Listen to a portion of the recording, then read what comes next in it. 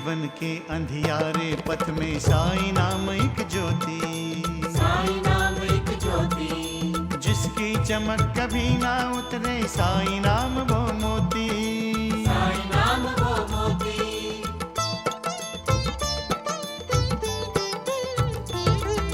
जीवन के अंधियारे पथ में साईं नाम एक ज्योति, साईं नाम एक ज्योति, जिसकी चमक कभी ना उतरे साईं नाम वो मोती, साईं नाम वो मोती। साईं जी का अपने भक्तों से है ऐसा नाता, भक्तों को पीड़ा हो तो साईं को पीड़ा होती। साईं बाबा, साईं बाबा, साईं बाबा, जय साईं बाबा।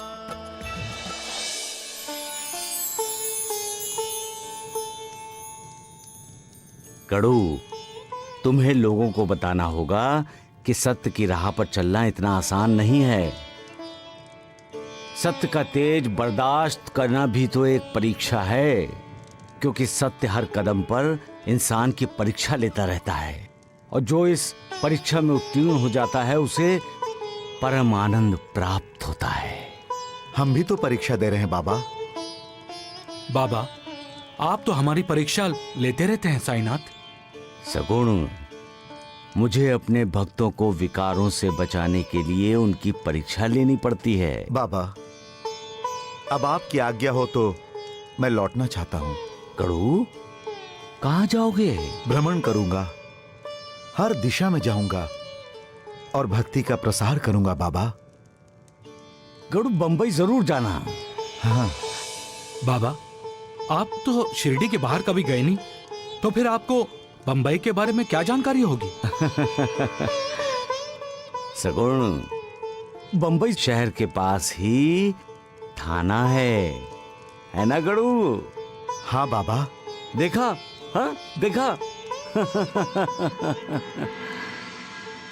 वहां थाना में कोपिनेश्वर का मंदिर है। गड़ू, तुम वहां भजन कीर्तन जरूर करना। हाँ, अवश्य करूंगा बाबा। इसके पहले तो आपने कभी दासगणु जी को नहीं बताया कि उन्हें कीर्तन प्रवचन करना चाहिए। आप क्यों बताया साईनाथ? मैं तुम्हें क्यों बताऊं? हाँ? बाबा का कोई भक्त होगा जिसे बाबा शिरडी बुलाना चाहते हैं। देखा महालसापति, देखा? हाँ, श्यामा का ये विद्यार्थी तात्या चतुर हो गया है। कड़ू, वहां थाना में कोपिनेश्वर मंदिर में भजन कीर्तन करना मत भूलना, समझे? क्योंकि ये तो परीक्षा की घड़ी है। हाँ, परीक्षा? हाँ, परीक्षा। उसकी भी और मेरी भी। अपने भक्तों का ख्याल तो करना होगा श्यामा। दुनिया भर के भक्तों को शिरडी में लाने का बुलावा तो मुझे ही करना होगा ना। तुम्हें भी तो मैंने ही बुलाया है श्यामा। उसे मेरे पास लाने के लिए किसने कहा था? मैं उसकी सूरत भी नहीं देखना चाहता हूँ। परंतु बाबा, वो आपकी शरण में आया है। ना वो मेरी शरण में आया है, ना ही उसे अपने किए हुए पाप का प्रायश्चित है। वो पापी है गड़ू, पापी है।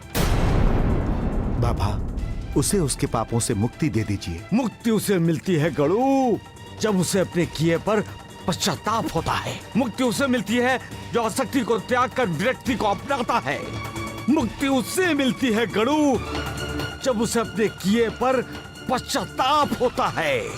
गड़ू, पूछो जाकर उसे कि उसने ऐसा कौन सा पाप किया है जिसकी वजह से उसे नींद नहीं आ रही है। पूछो उससे, पूछो जाकर गड़ू कि उसने अपने माता पिता के प्रति ठीक से कर्तव्य निभाया है कि नहीं। पूछो जाकर उसे कि उसका जन्मदाता पिता उसके सपने में आकर उसकी नींद क्यों छीन रहा है। गड़ू, क्यों?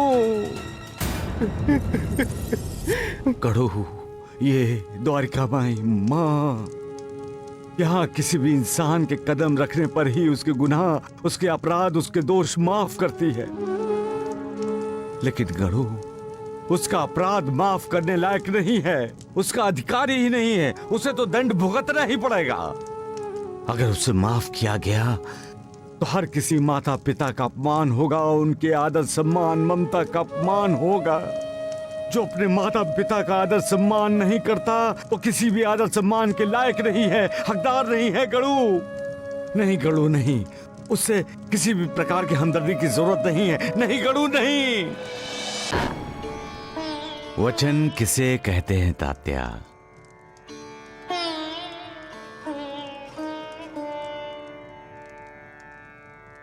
हमारी वाचा जो शब्द बोलती है वही वचन है।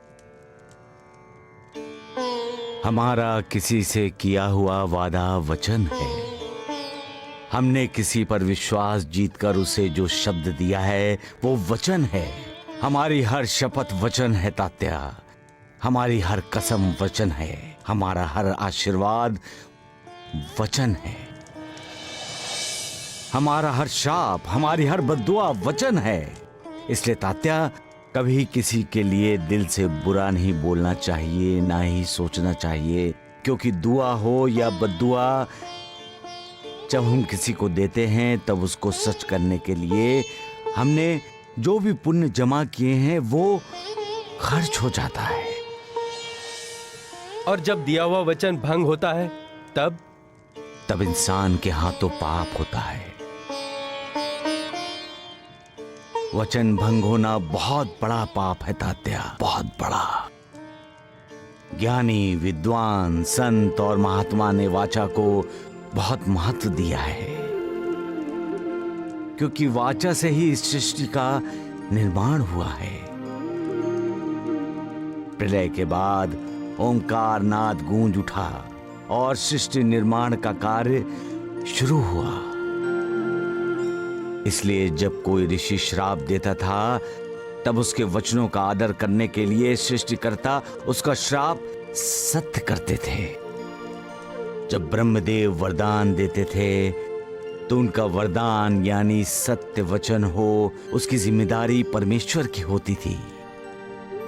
इसलिए कहते हैं कि हमारी जबान से निकला हुआ शब्द किसी भी महाशस्त्र से ज्यादा महाभयंकर होता है तात्या।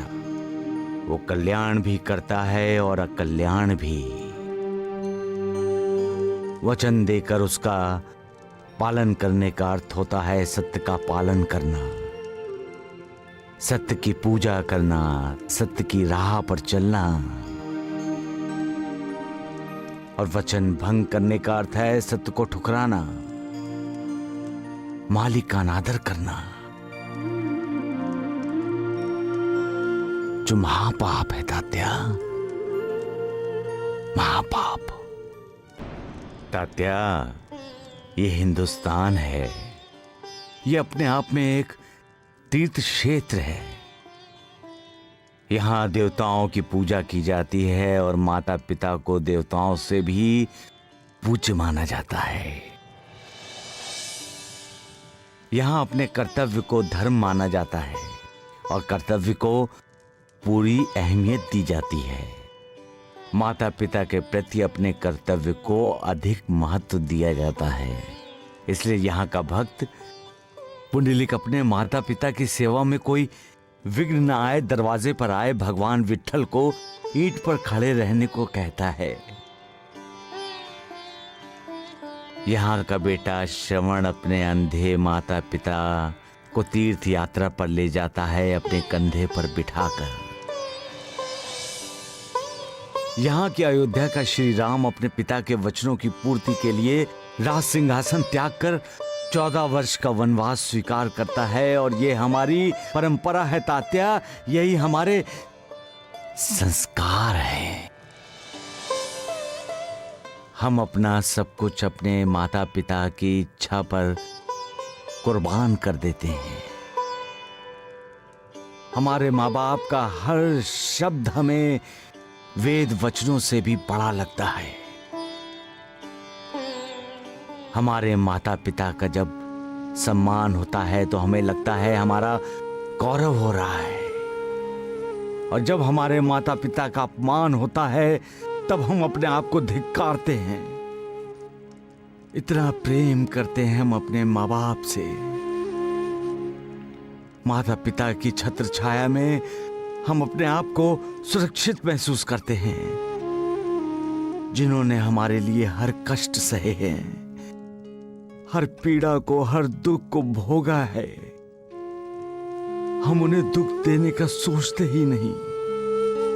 फिर भी कभी कभार ऐसा कोई राक्षस किसी माँ की कोख से जन्म लेता है जो पैसों के लालच में अपनी माँ को ठुकराता है। उसे बेसहारा छोड़ते हुए वो ये भूल जाता है कि उसकी माँ बेसहारा नहीं हुई, वो खुद बेसहारा हो गया है। रुपए पैसों के लालच में अपनी माँ को त्यागने वाला ये जानता ही नहीं कि उसने क्या खोया है। माँ का प्यार पैसों के तराजू में नहीं तोला जा सकता तात्या, नहीं। जो अपने पिता की अवज्ञा करता है, जो अपनी माँ को दुख देता है, वो जिंदगी के हर मोड़ पर सुख के लिए तरसता रहता है तात्या, तरसता रहता है, तरसता रहता है। सबका मालिक एक मालिक। तात्या, माँ का स्थान हर हिंदुस्तानी के लिए बहुत ऊंचा होता है, क्योंकि माँ ही हमारी दुनिया है, माँ ही हमारी संस्कृति है, माँ ही ऐश्वर्य है, माँ ही वैभव है। किसी ज्ञानी ने कहा है, तीनों लोगों का स्वामी बिना माँ के भिखारी है। वो मालिक ऐश्वर्य संपन्न है, लेकिन उसकी मां नहीं है, इसलिए वो भिखारी है। यही मां का महत्व है।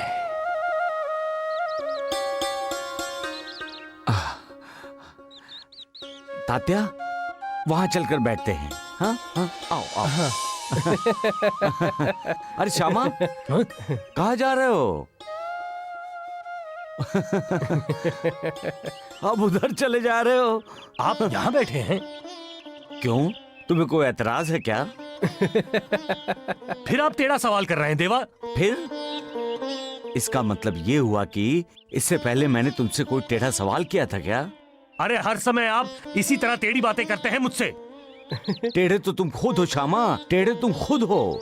देखिए देवा, मैं आपसे झगड़ा नहीं करना चाहता हूँ, फिर भी आप मुझे झगड़ा करने के लिए मजबूर कर रहे हैं। हाँ, उल्टा चोर कोतवाल को डांटे। हाँ। बहुत दिनों के बाद आप दोनों की जुगलबंदी सुन रही हूँ साईं बाबा। अच्छा लगा, अच्छा लगा। अच्छा लगा? अरे तुम दोनों को अच्छा लगा? अरे देवा मुझसे टेढ़े सवाल कर रहे हैं और तुम दोनों को आनंद मिल रहा है। श्यामा, तुमसे बातें करके मुझे बहुत खुशी मिलती है। सबके सामने मुझे डांटने में आपको खुशी मिलती है ना देवा? इतने उखड़े उखड़े क्यों हैं आप? अच्छा हुआ नूरबाजी तुमने ये सवाल कर लिया, नहीं तो ये श्यामा मुझसे कहता कि फिर तुम मुझसे टेढ़े सवाल करते हो। देवा, मैं पहले से ही बहुत परेशान हूँ। क्यों, क्या हुआ? 2-3 रातों से नींद नहीं आ रही है। सोने का खजाना मिल गया है क्या? हमारे लिए तो आप ही सोने का खजाना है देवा। एक कहानी सुनाता हूँ तुम्हें श्यामा। तात्या, नूरबाजी, तुम भी सुनो। जंगल से एक साधु शिष्य जा रहे थे। शिष्य के पास थैला था जिसमें सोने का हार था, जो वहां के राजा ने दान में दिया था। सोने के हार के कारण वो शिष्य अपने आप को असुरक्षित महसूस कर रहा था। उसकी नींद उड़ गई थी। अपने गुरु के साथ जंगल से जाते हुए भी उसका ध्यान सोने के हार पर ही था। एक ही चिंता उसे सता रही थी, यहां कोई खतरा तो नहीं। साधु से बार बार वो यही सवाल करता था। रास्ते में एक नदी थी। शिष्य को प्यास लगी थी। पानी पीते समय हार नदी में गिर न जाए, ये सोचकर उसने अपनी थैली साधु को दे दी। साधु अपने शिष्य की मनोदशा जान चुका था। उसने थैली से सोने का हार निकालकर नदी में फेंक दिया। शिष्य हड़बड़ा गया। शिष्य के पूछने पर साधु ने कहा, अब तुम निश्चिंत हो जाओ और सुखद निद्रा का आनंद लो। मालिक की भक्ति आराधना में दिल लगा दो, क्योंकि मैंने तुम्हारी चिंता को नदी में फेंक दिया। प्रणाम देवा। गुरुजी, कहाँ जा रहे हैं आप? घर। क्यों गुरुजी? अपनी चिंता का भार हल्का करने के लिए।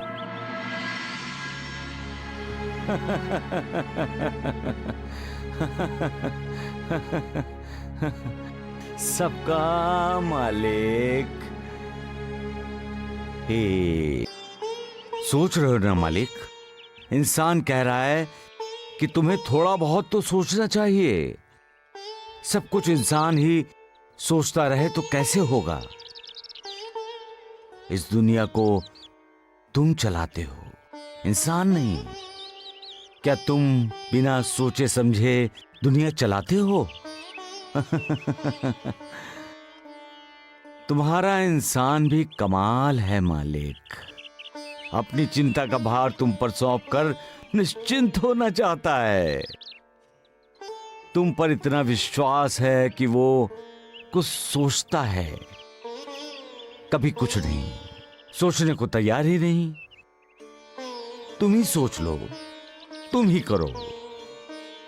जो करना है तुम्हें, भला हो या बुरा।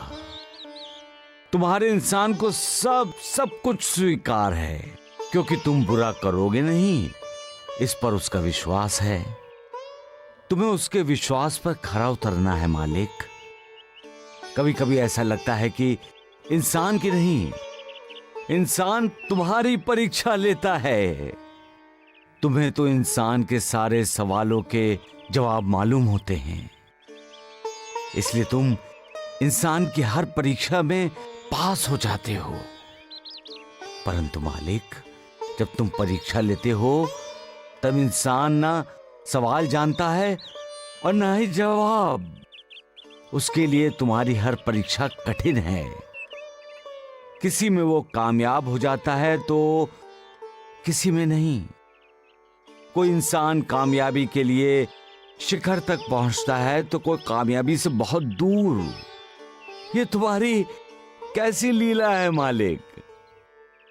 रहम करो मालिक, सब पर रहम करो मालिक, रहम करो। सबका मालिक एक।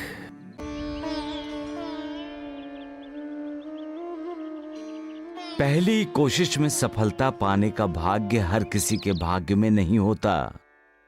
कभी किसी को 2 बार कोशिश करनी पड़ती है, कभी किसी को 3 बार और कभी किसी को बार-बार कोशिश करनी पड़ती है। इसके लिए निराश नहीं होना चाहिए। नाकामी का मुंह देखना पड़ रहा है, इसलिए धैर्य का साथ छोड़कर जल्दबाजी नहीं करनी चाहिए। इंसान को हमेशा एक बात याद रखनी चाहिए, कोशिश करने वाले की कभी हार नहीं होती। जो कोशिश करता है वो अपनी हार को एक न एक दिन जीत में बदल देता है। अगर कोशिश ही नहीं की जाएगी तो जीत कैसे होगी? सबका मालिक एक।